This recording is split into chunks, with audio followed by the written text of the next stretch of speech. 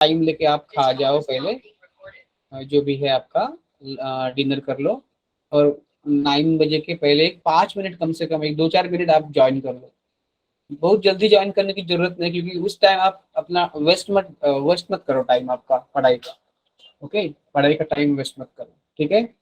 और दूसरी एक बात करता हूँ मैं कि आप, जब मैं लेक्चर लेता हूँ ना, तो आप आपका एनसीईआरटी जो बुक है ना वो खोल के रखे, इसलिए कि कोई कोई टाइम मैं बोल देता हूँ कि एनसीईआरटी की लाइन है, तो आप वहाँ पे देख सकते हो। मतलब लेकिन आपको पढ़ना नहीं है एनसीईआरटी ने, नहीं तो कोई लोग ऐसे, कोई बच्चे मतलब मैं पढ़ा रहा हूँ तो उसी टाइम वो मतलब रीड करना शुरू मत करो। तो आपका पूरा ध्यान मेरी बात पे होना चाहिए, हमारे स्क्रीन पे होना चाहिए, आपका माइंड, आपका फोकस, सब कुछ, आपके कान, आपका दिमाग, आपका थिंकिंग प्रोसेस सब यहाँ पे होना चाहिए। और मैं जैसे ही बोलूँ ना कि आपका मतलब एनसीईआरटी का कोई ना कोई यूज, तो मैं एनसीईआरटी का बुक का पीडीएफ मतलब इधर नहीं रख रहा हूँ स्क्रीन पे, तो मुझे लिखना है ना, तो you can have your NCERT in front of you. और दूसरी बात की, कोई कभी कभी डायग्राम भी हम लोग एनसीईआरटी के आपके खुद के सामने वाले बुक से ही देखेंगे। तो आपके पास एक नोटबुक होगा कुछ इंपॉर्टेंट पॉइंट्स नोट करने के लिए, जो मैं बोलता हूँ। हर बात लिखना जरूरी नहीं है, क्योंकि वैसे भी आपको रिटर्न नोट्स मेरा मिल जाएगा, मैं ग्रुप पे तो डालता ही हूँ। लेकिन आप फिर भी कोई कोई बात आपको लगता है तो तुरंत आप नोट डाउन करो, क्योंकि हर बात जो मैं बोलता हूँ वो लिखता नहीं, लिखने को पॉसिबल भी नहीं है टाइम के प्रॉब्लम से, ठीक है ना। तो अब दूसरी बात की, आप सब लोगों ने असाइनमेंट पूरे किए तो कर दिए क्या इसके बायोलॉजी के? मैंने जो यस 3 सर। असाइनमेंट भेजे थे। यस, अपडेट दो मुझे फटाफट। Yes sir. Yes sir. सब सबके यस सब सर। सबके सब किसने यस किए सर। उसमें? हाँ, वो थम्स अप कर दे, सब सबके सब किसने किए 3 के 3, तो वो थम्स अप कर दे प्लीज, फटाफट फटाफट फटाफट। Yes, Kritika, Kritika is done, good. Yes, Harsh, Sarika, Prashant, Satvik, Priyanka, yes, come on fast, Anishka, come on come on come on come on, Anjana, Anjana, Mansi, Visharada, Mahak, good, come on fast, Akshita, ठीक है, अलवी, ईशानी, मुस्कान। तो स्टार्टिंग के 2 असाइनमेंट ही है, ठीक है ठीक है ठीक है हर्ष, ठीक है ठीक है वारस, ठीक है ठीक है, और बाकी के लोग ठीक है, सबको सबको करना चाहिए, सबको करना चाहिए। Yes yes yes yes, come on come on come on come on, fast fast fast, NTG.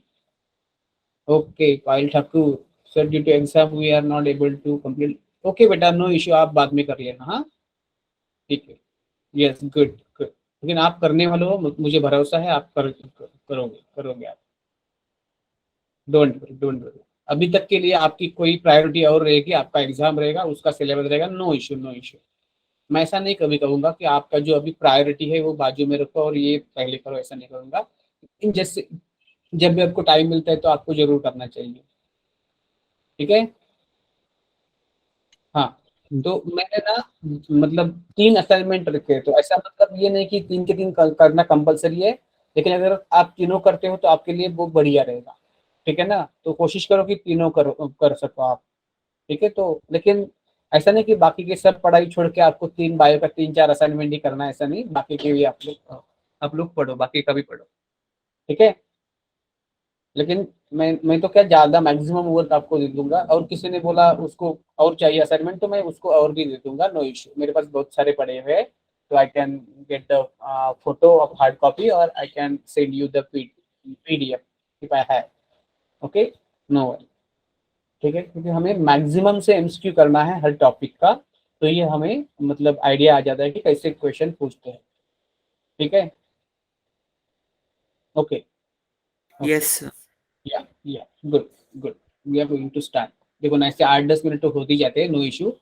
वैसे भी मतलब इस तरह की I could not do assignment because of the exam, no issue बेटा, निहारिका आप बाद में कर लेगा, मुझे आप पे भरोसा है सब पे कि आप कर लोगे, चाहे अभी मतलब एग्जाम किसी का होगा, लेकिन आप जैसे ही एग्जाम होगी वो कर लोगे, मुझे आप पे भरोसा है सब पे, नो, इन कर लेना, सब लोग कर लेना, ठीक है ना। कोई ऐसा है कि एक एक मिनट के अंदर बताए, कोई ऐसा है कि इसने एग्जाम भी नहीं है, लेकिन उसने एक भी असाइनमेंट अभी तक नहीं किया, एग्जाम भी नहीं है और असाइनमेंट भी नहीं किया। ऐसा मतलब ट्रांसपेरेंटली बोल दो बेटा, ऐसा कुछ नहीं है, मतलब कुछ भी आपका इश्यू होगा हुआ होगा, तो ऐसा कुछ है क्या? किसी ने नहीं किया है, ऐसा कुछ है क्या? एक भी असाइनमेंट नहीं किया है? ओके, सबने किया है, गुड। सबको रिप्लाई देना है। एक एक बार ना मैं क्या कर लूंगा, एक हम लोग एक करते हैं ना, कि ये तो टाइम में ना हम लोग ज्यादा बोल नहीं पाते, तो is it okay if I keep your meeting, online meeting? मैं ये Yes, मीटिंग, sir. हाँ हाँ, आपको कुछ और जानना है और आपके डाउट है, मतलब ये तो एमसीक्यू वाला डाउट तो हो ही जाएंगे, मतलब सिलेबस कंसेप्ट वाले, लेकिन और कुछ आपके डाउट हो, how to study, how to focus, how to concentrate, आपके बाकी के स्ट्रेंथ, मतलब ओवरऑल आप कैसा उस पे कॉन्कर कर सको, तो मतलब मेरे पास तो कोई जादू की झप्पी तो नहीं है, लेकिन मैंने खुद स्ट्रगल करके ही सब पाया है, तो मैं स्ट्रगल पे बिलीव करता हूँ। तो बच्चों, आपको भी स्ट्रगल करना होगा, जितना भी कोई का, मेरा तो ज्यादा इंटेलिजेंट है ऐसा मैं मानता नहीं। हाँ, लेकिन मुझे मतलब ये मैं मान सकता हूँ कि मैं स्ट्रगल करके करके यहाँ तक आ गया हूँ, आपके सामने में जो भी हूँ, तो ये तो बहुत बड़ी स्ट्रगल का काम है मेरा ये। तो और हर आप में हर स्ट्रगल का एक क्वेश्चन रहता है, क्योंकि ये तो इवोल्यूशन में हमें प्राप्त हुआ है, अभी तक हम इवॉल्व हो गए हैं अभी इतने, और नॉर्मल इंटेलिजेंस के है, मतलब 80-90 तो आईक्यू होगा सबका, मेरा तो बहुत ज्यादा नहीं, मुझे पता नहीं, मैंने टेस्ट नहीं करवाया, तो मैं मानता हूँ कम से कम मेरा 90 जो नॉर्मल पर्सन का रहता है उसका उतना तो मेरा होगा, तो सबका होगा। तो ऐसा जरूरी नहीं कि बहुत हाई आईक्यू हो तो ही सक्सेसफुल हो जाते हैं, लेकिन हार्डवर्क बहुत करना पड़ेगा, हार्डवर्क बहुत करना पड़ेगा। किसी के पास बहुत बड़ा आईक्यू है लेकिन वो हार्डवर्क नहीं करता, तो that is not of use. लेकिन कोई इतना स्मार्ट नहीं है, मतलब but they are doing, working very hard, तो बहुत आगे निकल जाते हैं। Okay, anyway, so we are starting our today's lecture. Okay, तो हम लोग एक कोई लेक्चर ऐसा मतलब अरेंज करें क्या मीटिंग, कोई मैं आलम सर से या मैनेजमेंट से परमिशन लेता हूँ आपकी, because that is the proper way ना how to do, because otherwise no, that is not the way. So I'll take the permission from the management. So can we have a meeting of half an hour or 1 hour other Yes, than sir. this lecture? Yes. Yes, sir. Yes, sir. Yes, Yes. sir. Okay Yes, okay, sir. या तो आपके जो भी बाकी के doubt है ना, मतलब कैसे पढ़ना है, क्या स्ट्रेटेजी, वो सब आप लोग कर सकते हो, ठीक है? Yes, sir. Okay okay okay, या टाइम हमारा पीवाई क्यू तो हो गया, लिविंग वर्ल्ड का। लिविंग वर्ल्ड सबको क्लियर है? किसी को कुछ उसमें डाउट है? No, No, sir. sir. No, No, No, sir. sir. sir. No, sir. Sir. ठीक है ठीक है, हर कंसेप्ट आपको एनसीईआरटी का हर पेज मैंने नोट्स दिए हैं, ठीक है, लेकिन आपको एनसीईआरटी का हर पेज और मेरा नोट्स एक मैक्सिमम टाइम पढ़ना है, मैक्सिमम टाइम पढ़ना है, कोई भी पॉइंट छूट ना जाए, ठीक है? Okay, so yes, once again very good evening to one and all present हो हियर। मैं आपका वैभव सर। आप आज का हमारा सेशन है वो भी बहुत अच्छा सेशन है, and that the chapter name of the chapter from the 11th NCERT NEET biology is cell the unit of life. तो ये स्टार्ट में सर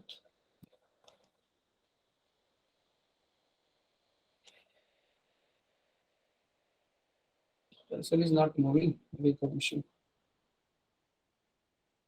अरे मैंने वायर नहीं जोड़े वायर नहीं जोड़े, सॉरी सॉरी बेटा,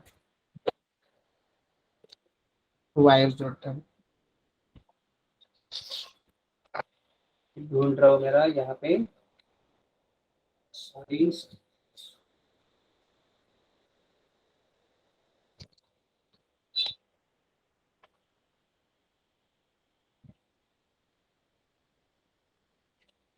Okay, so once again, we are starting our second chapter, that is the cell the unit of life। और ये पहले इसमें चैप्टर में इधर हम लोग पढ़ने वाले हैं cell the unit of life का पहला एज यूजुअल इंट्रोडक्शन। हम लोग इंट्रोडक्शन करवा ले पहले, ठीक है? So the name is cell the unit of life. देखो बच्चों कि हम लोगों ने पहले द लिविंग वर्ल्ड देखा, we have done with the living world, living world. उसमें हमें हमने कैरेक्टरिस्टिक पढ़ लिए, we have seen the characteristic of the living organism, we have seen the defining features of the living organism. So one of the fundamental defining feature of all living organism is cell, cellular organization, cell. So अगर मतलब ये किसी को living organism बनना है तो उसको कम से कम एक तो सेल चाहिए. Anything which is less than a single cell is not independent life, right? That we have seen already. So cellular organization, because metabolism, sum total of all metabolic reaction can take place only inside the cell. Understood? So cell का होना बहुत जरूरी हो जाता है living organism के अस्तित्व के लिए. ठीक है ना? तो हम लोग पहले देखते हैं कि सेल क्या है, कि what is the definition of the cell. Definition है सेल की कि it is fundamental, that is basic structural and functional unit of living organism. इसका मतलब क्या है कि स्ट्रक्चरल यूनिट क्या होता है कि ऑर्गेनिज्म जैसे बना है, जैसे कि एक सेल का बना है या मल्टीपल सेल से बना है, प्लांट है, एनिमल है, micro organism, what ever may be the organism, उसके जो स्ट्रक्चरल प्रॉपर्टीज दिखते हैं वो सेल के स्ट्रक्चर में रिफ्लेक्ट हो जाते हैं, या cell reflecting the structural features of the living organism, okay, in which the cells are present. और जो भी फंक्शंस है वो लिविंग ऑर्गेनिज्म के बॉडी के, वो फंक्शन भी सेल में रिफ्लेक्ट हो जाते हैं. तो cell is a structural and functional unit of all living organism, that we know that. So if we see around, there are so many different types of living organism. Living organism different types के हैं, okay? But all are with cells. All with, ये with हो जाता है, ये मेरा ये जो वर्ड रहेगा ना सी के ऊपर डैश या बार, तो उसका मीनिंग है with. इधर लिखता हूं मैं, इसका मीनिंग होता है with. और अगर मैंने ऐसे लिखा तो उसका मतलब होता है which. तो ये सिंबल हमारा रहेगा. Is it clear? This symbol is clear to everyone? Yes, sir.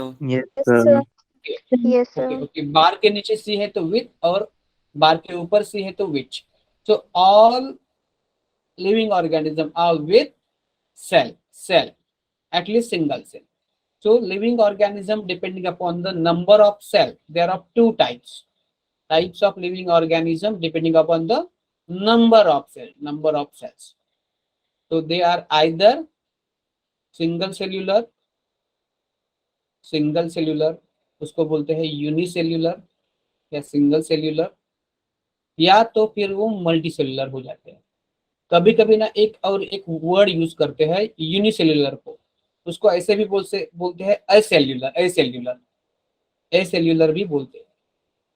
आप इसमें कंफ्यूज मत हो जाना, क्योंकि एसेल्यूलर का मतलब ऐसे हो सकता है कि नॉन सेल्यूलर, लेकिन यहाँ पे एसेल्यूलर का मतलब नॉन सेल्यूलर नहीं है.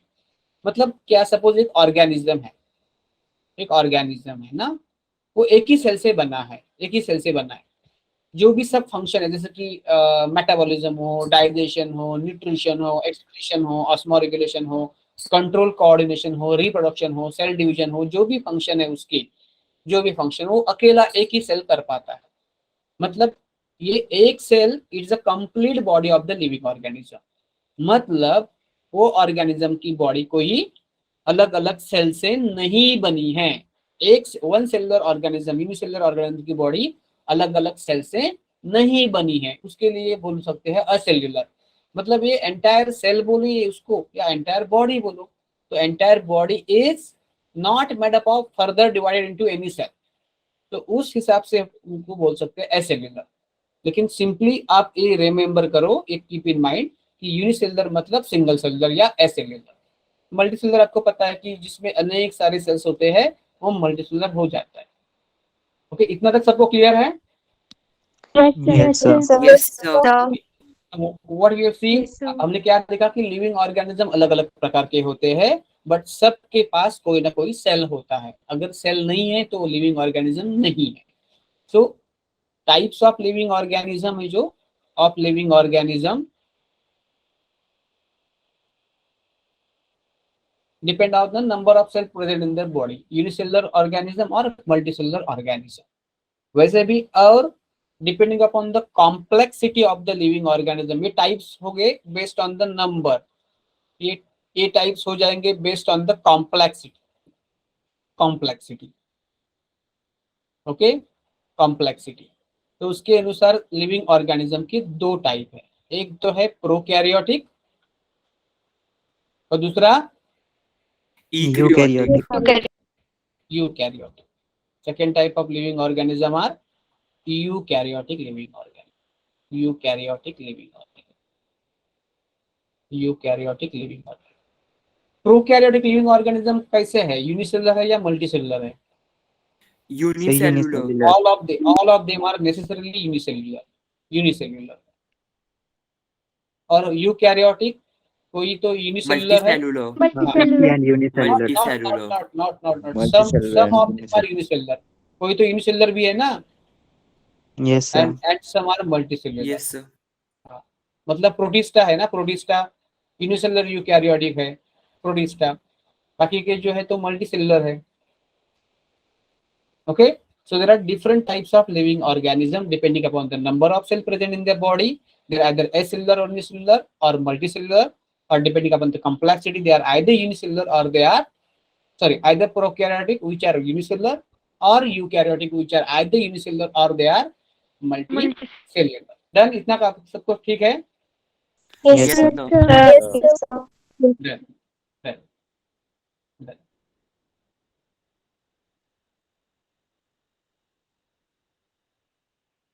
ओके, अभी हम लोग थोड़ा सा हिस्ट्री में जाते हैं कि हम लोगों ने अभी तक देखा कि लिविंग ऑर्गेनिज्म के क्या टाइप्स हो जा रहे हैं और कैसे हैं। इसमें एक लाइन एक लिखना चाहिए कि anything which is less than a single cell is not a life.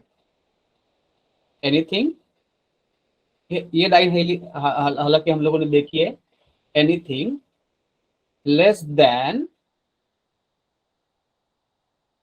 A single cell is not a life, not life, life नहीं है। और वायरस जो है ना, वायरस, ओके, वायरस कैसा है, लिविंग केमिकल है। वायरस कैसे है, Living Living chemical. Living chemical. क्योंकि उनके पास खुद का सेल नहीं है। दे आर नहीं। Neither living nor non living but they are living Chemical. Chemical. Chemical, they are living chemical. Okay, done. बाद में तो Yes, थोड़ा sir. हिस्ट्री, हाँ या थोड़ा हिस्ट्री में जाते हैं कि सेल डिस्कवरी, सेल का डिस्कवरी देखते हो। Who discovered first time cell? तो आपको पता है कि 1665 में रॉबर्ट हुक नाम का एक डच बिजनेसमैन था। ये तो कोई साइंटिस्ट नहीं थे, ये तो एक डच बिजनेसमैन थे। ओके, डच में एक बिजनेसमैन थे, डच बिजनेसमैन रॉबर्ट हुक। तो उन्होंने पहले डिस्कवर्ड किया सेल को, he first discovered cell, first discovered cell, cell को उसने डिस्कवर किया। तो उन्होंने क्या देखा कि उन्होंने देखा कि उन्होंने क्या किया, एक ओनियन लिया, ओनियन का कॉर्क सेल लिया, ओनियन लिया, ओनियन का पिल निकाला, पिल, और वो पिल मतलब कॉर्क को अंदर देखा माइक्रोस्कोप के, और उनको लगा कि he saw honeycomb like structure, he saw honeycomb like structure, honeycomb जैसे like structure, cell like structure. मतलब उन्हें, जब उन्होंने ओनियन लिया, उसका पिल निकाला, दैट इज कॉर्क निकाला, और कॉर्क को माइक्रोस्कोप के अंदर देखा, तो उन्होंने पाया कि कोई ऐसे स्ट्रक्चर है, ऐसे कोई स्ट्रक्चर है उन्होंने, हनीकॉम्ब जैसे। हनी बीज होती है ना, वो अपना कोम बनाती है ना, उसमें उनका घर होता है ना Yes, sir. सेल, वो ऐसा रहता है हनीकॉम्ब जैसा, बेंजीन रिंग जैसा, ठीक है ना, ऐसा रहता है उनका घर, Yes, sir. ठीक है ना, ऐसा रहता है, ऐसा रहता है। तो उन्होंने उसको नाम दिया cell, he name this honeycomb like structure, gave the name cell. Cell का मतलब क्या है कि कंपार्टमेंट या रूम। सेल का मतलब क्या है, Compartment. कंपार्टमेंट या रूम। उन्होंने उनको कुछ ये टिश्यू के अंदर, ये कॉर्क के अंदर कोई कंपार्टमेंट दिखे, तो उन्होंने उसको सेल नाम दिया, क्योंकि सेल का मतलब होता है कंपार्टमेंट या रूम लाइक स्ट्रक्चर।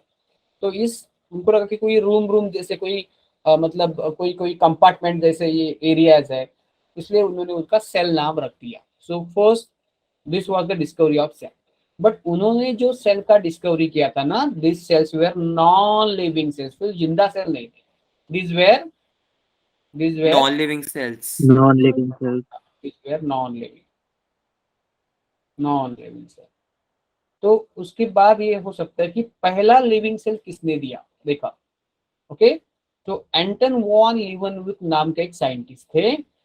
ये एंटन वॉन लीवनवुक ने पहली बार लाइव सेल देखा। He first observe and describe the live cell. उन्होंने ऑब्जर्व भी किया और लाइव सेल को, जिंदा सेल को डिस्क्राइब भी किया। तो लाइव सेल को देखने का क्रेडिट जाता है लीवनवुक को, लेकिन फर्स्ट सेल देखने का क्रेडिट जाता है रॉबर्ट हुक को। डन, इतना सबको क्लियर है? Yes, sir. Yes, sir. Yes, sir. Okay okay okay Sir. Okay, good good good. 1 minute है, 1 मिनट बेटा।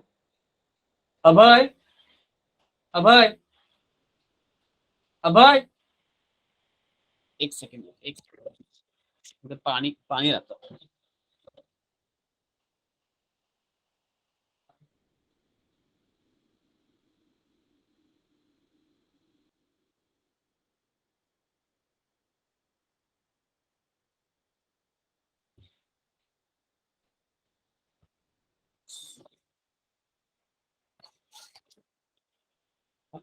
Hello, Yes, sir. Yes, sir. Yes, sir. Sorry बेटा, मैं पानी की बोतल भूल गया था, sorry sorry sorry. So first living cell was described and first observed by Anton van Leeuwenhoek। ठीक है, इन्होंने पहला लाइव सेल देखा।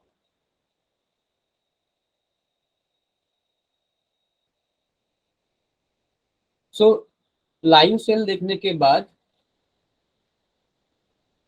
रॉबर्ट ब्राउन ने पहला न्यूक्लियस फाइंड आउट किया। Robert Brown discovered nucleus. Cell के अंदर जो न्यूक्लियस होता है ना, यूकैरियोटिक सेल के अंदर, वो पहले देखा रॉबर्ट ब्राउन सर ने। ठीक है, तो इतना तो हिस्ट्री ठीक है, इतना ही है एनसीईआरटी में। Yes, sir. क्योंकि बहुत डिटेल में है तो बहुत डिटेल में नहीं पढ़ाऊंगा, भी कुछ जरूरत नहीं है। ये आजकल इतना क्वेश्चन आता नहीं है, एनसीईआरटी के बाहर का कुछ ज्यादा जाता नहीं है। तो रॉबर्ट ब्राउन ने पहले न्यूक्लियस देखा था सेल के अंदर।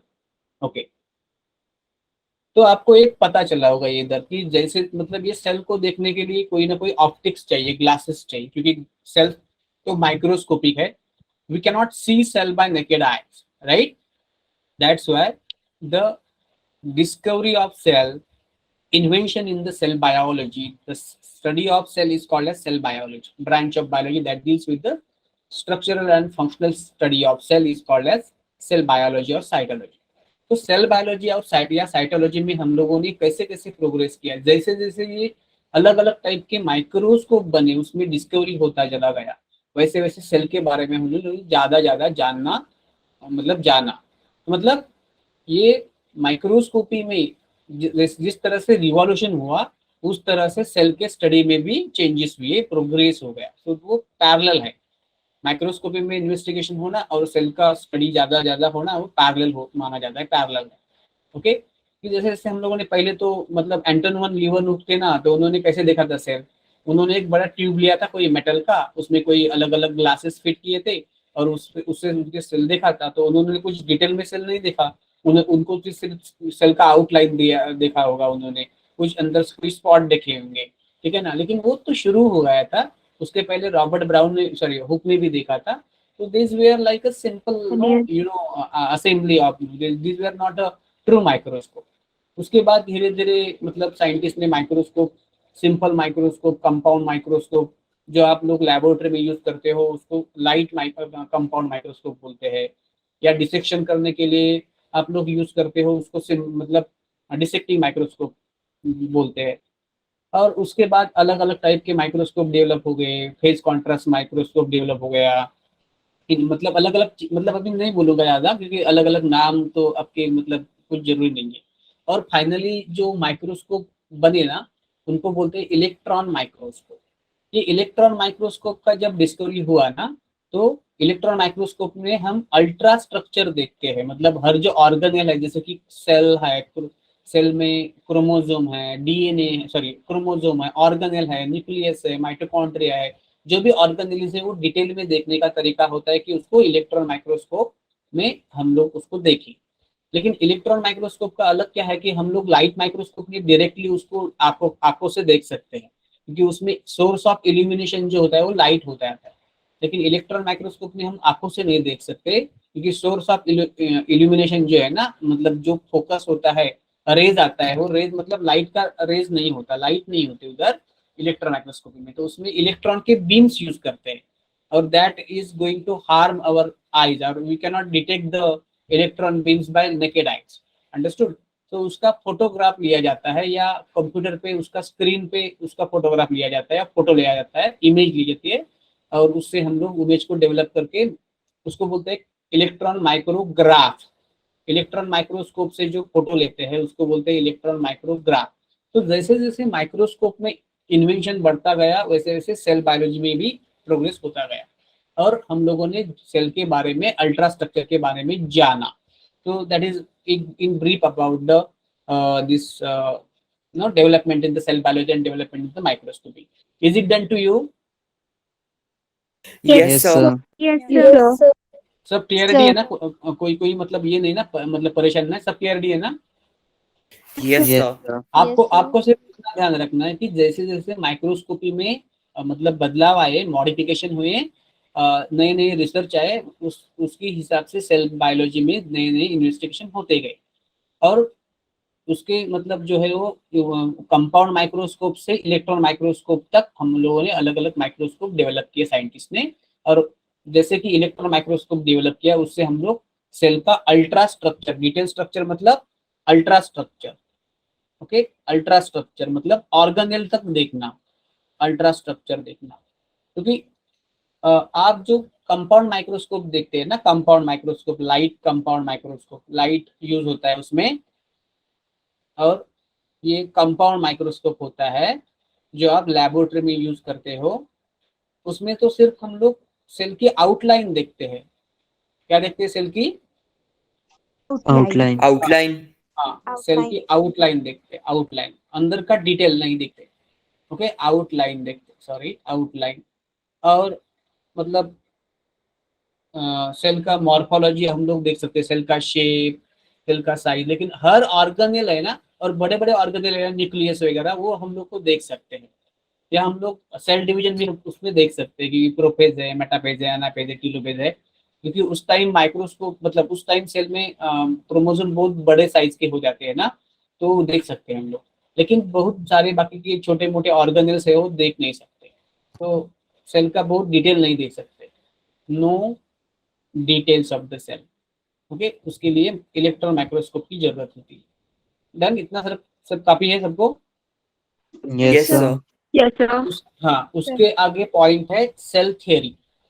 सेल थ्योरी का मतलब क्या है कि देखो कि दो साइंटिस्ट थे। एक तो थे, उनका नाम है मल्थियास Schleiden, 1838।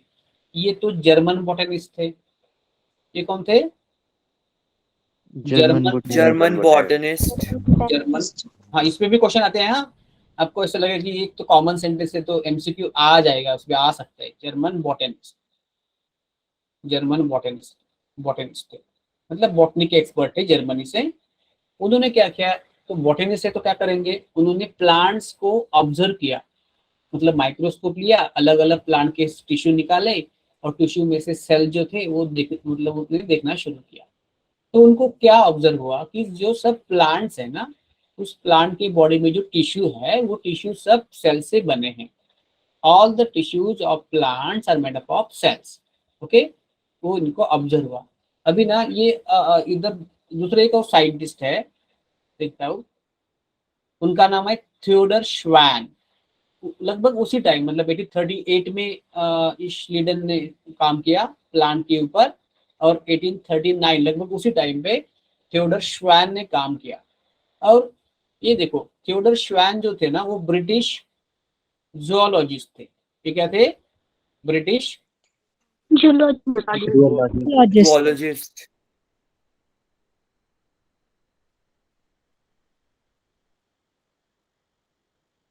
He was the British zoologist। अभी उसमें कंफ्यूजन हो जाता है कि जियोलॉजिस्ट कौन है और बॉटनिस्ट कौन है। तो आपको एक मैं हिंट देता हूँ, इधर एक ट्रिक देता हूँ। देखो इसमें ना श्लीडन है, श्लीडन। तो श्लीडन का एक आप लिखो लो मीनिंग उड़न। क्या निकालो मीनिंग? उड़न। मतलब ये थोड़ा सा पैरेलल हो जाता है ना, स्लीडन wooden, Schleiden wooden, Schleiden wooden. तो श्लीडन और श्वैन ये तो नाम आपको मतलब याद रह जाएगा, लेकिन श्लीडन के साथ उड़न जोड़ो तो उड़न क्या होता है? प्लांट होता है। क्या होता है उड़न? मतलब Plant. Plant Plant. होता है। प्लांट। और ना कोई कोई मैंने ऐसे भी ट्रिक देखा तो उसमें श्वान का श्वान कर दिया था। श्वान मतलब कुत्ता। तो किसी साइंटिस्ट को ऐसा मतलब बोलना सही नहीं होगा ना मेरे हिसाब से, तो हम वो ट्रिक नहीं यूज करते। ठीक है ना? तो in 1838 Malthus Schleiden, he observed the cells of the plants under the microscope and he concluded that all plant tissues are made up of plant cells. Okay, and in the next year लगभग उसी time Theodore श्वैन जो कि British geologist थे, उन्होंने क्या देखा? देखो यहाँ पे बच्चे क्या गलती करते हैं कि श्लीडन ने देखा प्लांट सेल, तो उसी तरफ से वो ये क्या लिखते हैं कि श्वैन ने देखा एनिमल सेल। ठीक है कि थियोडर श्वैन तो जूलॉजिस्ट थे, लेकिन उन्होंने क्या देखा कि उन्होंने प्लांट का और एनिमल का दोनों का सेल को स्टडी किया। He studied, he observed under microscope plant cell as well as animal cell. तो श्लीडन ने तो बोला था कि सब प्लांट के जो टिश्यू हो सेल से बने हैं, तो श्वैन ने क्या बोला कि एनिमल जो है ना, एनिमल की बॉडी में भी सेल्स प्रेजेंट होते हैं।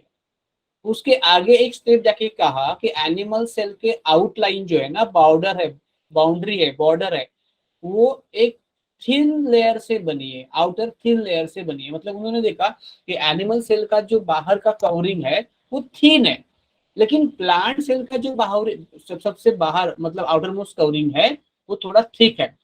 ओके, वो थिन कवरिंग को आज की लैंग्वेज में बोलते हैं प्लाज्मा मेम्ब्रेन, और जो उन्होंने प्लांट सेल की थिक कवरिंग को देखा था उसको बोलते हैं सेल वॉल। आज की लैंग्वेज में बोलते हैं सेल वॉल। तो उन्होंने कोई सेल मेम्ब्रेन या प्लाज्मा मेम्ब्रेन या सेल वॉल ये कंसेप्ट और मतलब कॉइन नहीं किया था।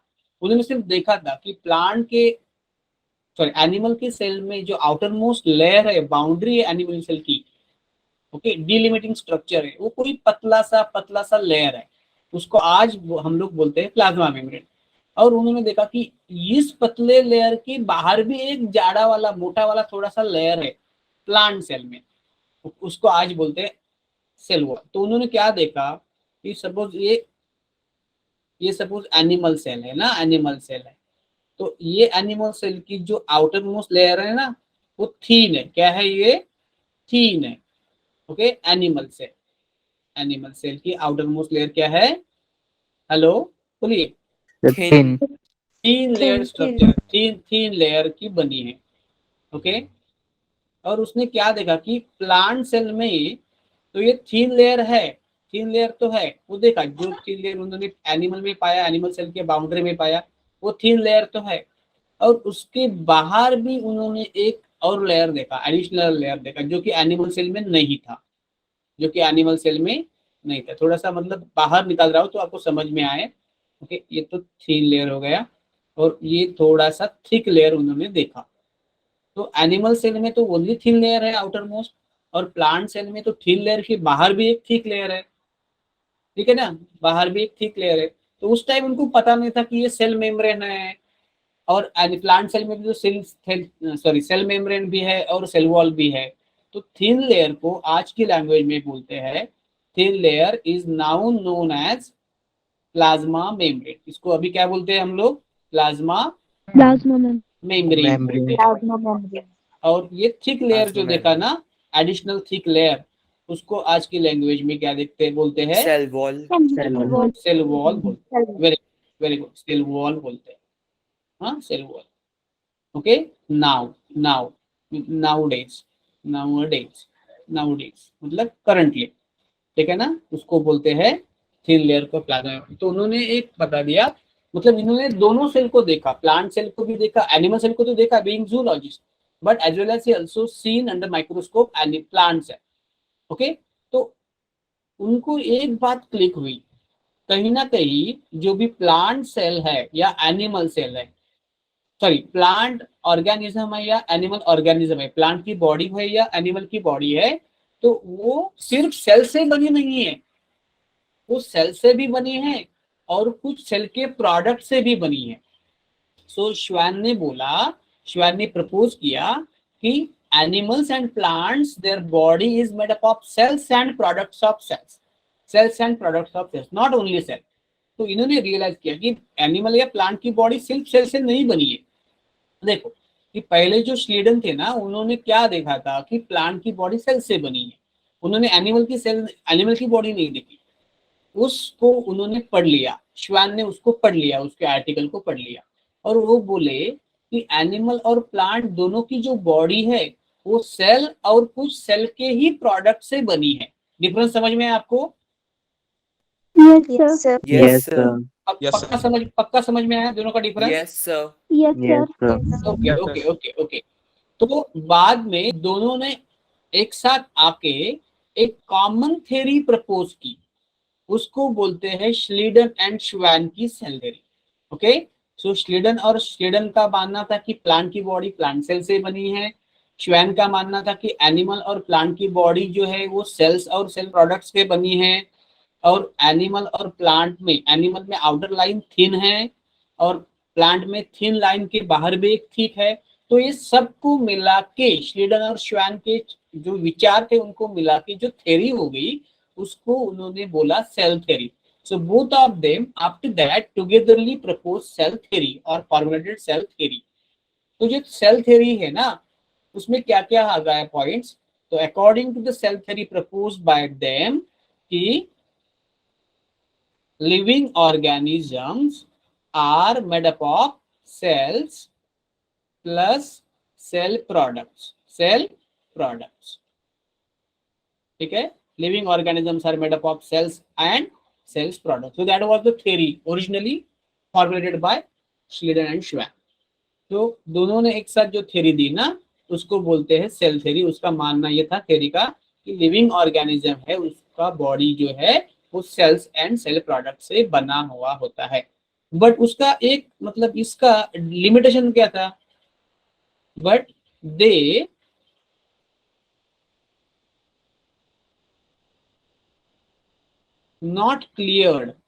डिड नॉट क्लियर कि ये सेल आए कहां से, हाउ सेल्स या cell came into existence,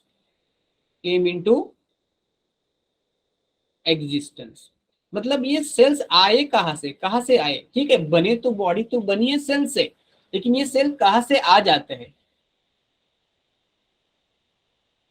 done, इतना पता चला आपको? Yes, sir. Yes, sir. हाँ, उन्होंने तो बोल दिया कि सेल और सेल के प्रोडक्ट्स के से बने, तो ठीक है, हम लोग बोल सकते कि सेल के प्रोडक्ट्स कहाँ से आए, तो सेल से आए, लेकिन सेल कहाँ से आए वो उन्होंने बताया नहीं। They did not clear how the cells came into existence. Cells कहाँ से आए, सेल्स कहाँ से आए, एनिमल या प्लांट के बॉडी में जो सेल्स है वो सेल्स कहाँ से आए? तो उसके बाद जो एंट्री हो जाती है वो हो जाती है रुडोल्फ वर्च्यू की। तो जो रुडोल्फ वर्च्यू थे, उन्होंने 1855 में क्या किया, इन्होंने बोला कि सेल्स जो होते हैं ना वो डिवाइड करते हैं और उनसे न्यू सेल्स बन जाते हैं। ओके, मतलब एक कोई सेल है, ये सेल में डिवीजन हो गया और डिवीजन की वजह से नया सेल बन गया, फिर से डिवीजन हो गई और उनसे कोई और नया सेल बन गए। तो cells are produced from the pre existing cell. Cell जो है वो उनके जो एंसेस्टर रहते हैं, पेरेंट सेल रहते हैं, एग्जिस्टिंग सेल रहते हैं, प्री एग्जिस्टिंग सेल, उनसे बनते हैं। कैसे बनते हैं? By division. So pre existing cell divide and they give the new cells. उन्होंने उसका वर्ड था ऑमनिस सेल्यूलाe सेल्यूला। मतलब इसका मतलब क्या है? Cells form from pre existing sales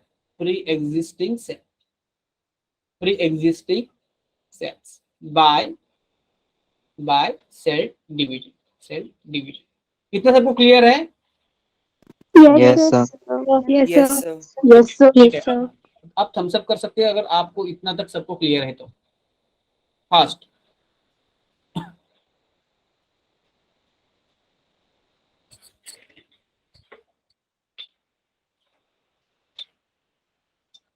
yes, thank you, come on fast. किसको कोई डाउट है अभी तक तो जो पढ़ा है उसमें? No, sir. No, sir. No, sir. हाँ, No, sir. लेकिन उसमें एक फंडामेंटल क्वेश्चन आ जाता है, मतलब इस डिस्कशन से आपको कोई क्वेश्चन आना चाहिए कि नहीं आना चाहिए दिमाग में, इस कंसेप्ट पे। कंसेप्ट तो क्लियर हो गया वो ठीक है, लेकिन इस कंसेप्ट पे आपको एक कोई क्वेश्चन क्लिक होता है कि नहीं होता? ठीक है, उन्होंने मतलब एक सवाल था कि सेल कहाँ से आए बॉडी में, तो वर्षा ने बोल दिया कि सेल डिवीजन से आए, पहले सेल से, पहले जो सेल थे उनके डिवीजन हो गए और उससे सेल तो बन गया, नया वाला सेल बन गया। तो इस पे क्या क्वेश्चन बन सकता है अभी?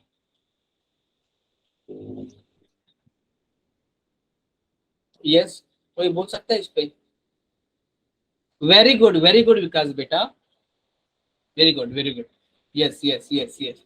क्या क्वेश्चन बना कि वो प्री एग्जिस्टिंग सेल भी कहाँ से आए? तो इस पे किसी ने कोई नहीं बोला, क्योंकि किसी को अभी तक पता नहीं था कि प्री एग्जिस्टिंग सेल कहाँ से आए, क्योंकि वो तो बाद में पता चला कि जैसे कि इवोल्यूशन के बारे में साइंटिस्ट ने रिसर्च किया, इवोल्यूशन कैसे आया, ये पृथ्वी कैसे आई, ये ब्रह्मांड कैसे आया, पृथ्वी कैसे आई, पृथ्वी में केमिकल कैसे आए, केमिकल में इंटरेक्शन करके मैक्रो मॉलिक्यूल्स कैसे कैसे बन गए, जिसको हम लोग प्रोटीन मॉलिक्यूल्स या सॉरी प्रोटीन, डीएनए, आरएनए बोलते हैं, मतलब सब microscopic cell sorry macro molecule बोलते हैं, जिसे जिनकी वजह से नॉन सेलुलर लाइफ बना पहला, और बाद में सेलुलर लाइफ बना। तो ये तो it is a course of evolution. ये तो एक दिन में नई सेल बने ना, इसको लाखों बिलियंस ऑफ ईयर्स लग गए। Understood? So pre existing cells form by, इधर मैं लिखता हूँ, इधर मैं लिखता हूँ प्री एग्जिस्टिंग सेल्स जो है ना, ये प्री एग्जिस्टिंग सेल, तो उसको मैं इधर लिखता हूँ, they are form by evolution, form by evolution, ultimately form by evolution. ठीक है, उसको अभी हम लोग छोड़ते हैं इस क्वेश्चन को, बाद में जब हम लोग इवोल्यूशन देखेंगे ना तो हम लोग उस पर आते हैं। ओके, मतलब प्री एग्जिस्टिंग सेल उनके प्री एग्जिस्टिंग सेल से आ गए, और उनके प्री एग्जिस्टिंग सेल उनके प्री एग्जिस्टिंग, ऐसे पीछे पीछे पीछे गए, तो हम लोग को बोलते हैं कि पहला सेल जो बना था ना उससे सब सेल आ गए हैं। ओके, इवोल्यूशन से। और पहला सेल कैसे बना? नॉन सेल्यूलर लाइफ से बना। और पहले नॉन सेल्यूलर लाइफ कैसे बना? केमिकल से बना। केमिकल्स कैसे बना, ये फलाना वालाना तब बाद में देखते हैं। So they are form by evolution, successive evolution. Clear है सबको? Yes, Yes, sir. sir. Sir. Yes, sir. Yes, sir. Evolutionary process, evolution, evolutionary process, evolution. Okay, तो अभी ये जो मॉडिफाइड सेल थ्योरी है ना, उसको हम लोग बोलते हैं मॉडिफाइड सेल थ्योरी। मतलब स्लीडन, श्वैन, और उसमें मॉडिफिकेशन किसने किया? मॉडिफाइड बाय Rudolph Rudolph हाँ, Virchow. Rudolph. मॉडिफाइड, हाँ वर्च्यू ने, रुडोल्फ वर्च्यू ने, मॉडिफाइड बाय वर्च्यू। तो अभी सबका तीनों का एकत्र करके एक करके जो होता है cell theory, modified cell theory, वो होता है all living organisms are composed of cells and the products of cells, and the cells present in the living organism's body, they are produced or arise from the pre-existing cells. Done? इतना सबको clear है? Yes, Yes, sir. sir. Yes, sir. Yes, sir. Done done.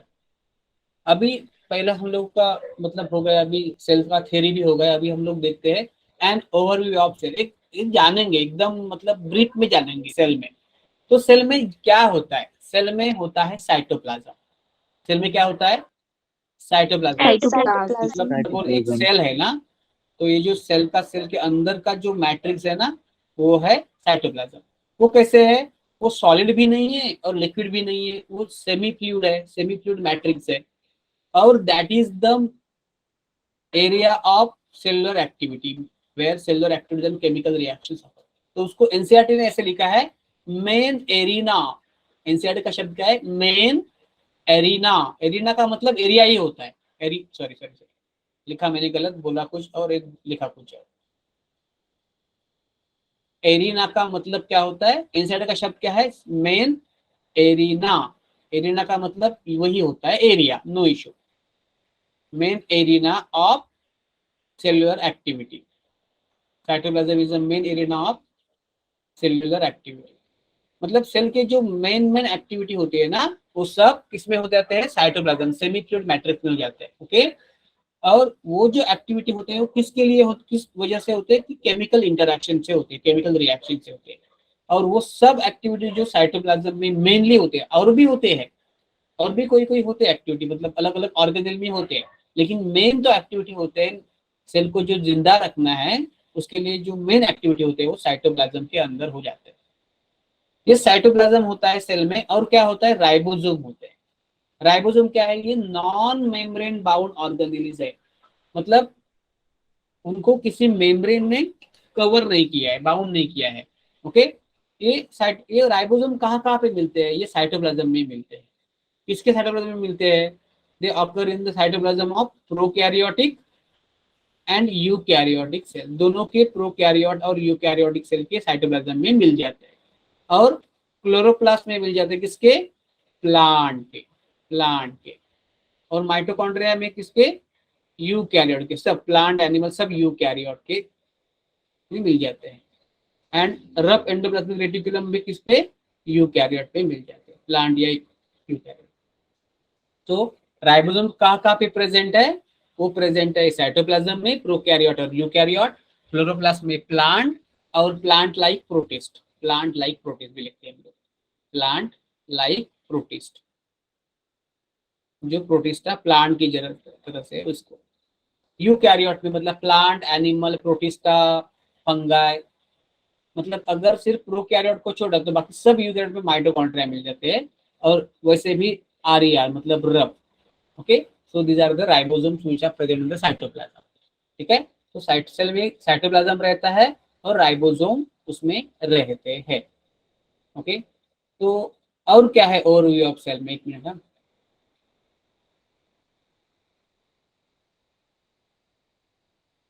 ठीक है, ठीक है, कुछ points मैंने लिखे नहीं है. साइटोप्लाज्म और क्या होता है, सेल मेम्ब्रेन होता है. क्या होता है, सेल मेम्ब्रेन होता है. ये सेल मेम्ब्रेन है, सेल मेम्ब्रेन.